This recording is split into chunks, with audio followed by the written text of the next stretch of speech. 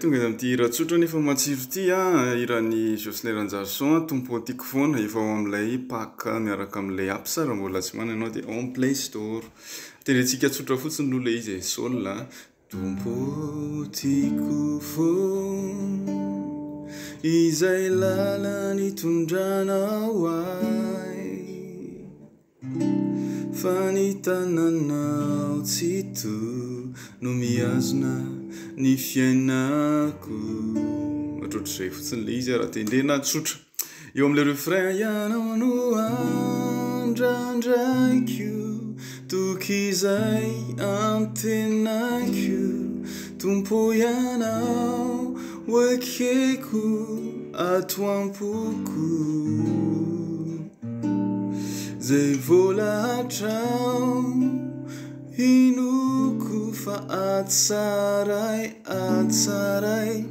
avoko tompo ianao malaly zay maso. Zay ilay izy. Dia ilay rythme manao ohatran'ny modern words zany ilay rythme manao ke manao an'ilay zay. Zay ilay rythme.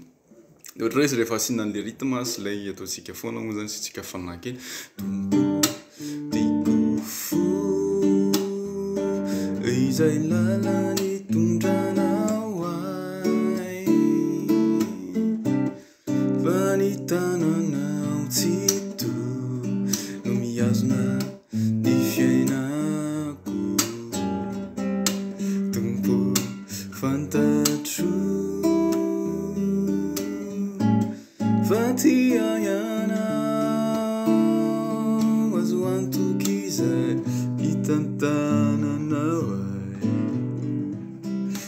mandraky izay ianao no rehefa le refrain dia manao septième kely ianao no andrandraiko toky izay antenaiko tompo ianao oekeko ato ampoko zay volahatrao inoko fa atsaray avoko tompo ianao malaly zay maso. Zay ilay izy dia makasitraka aza tiano ny mizara. Bye bye daholy.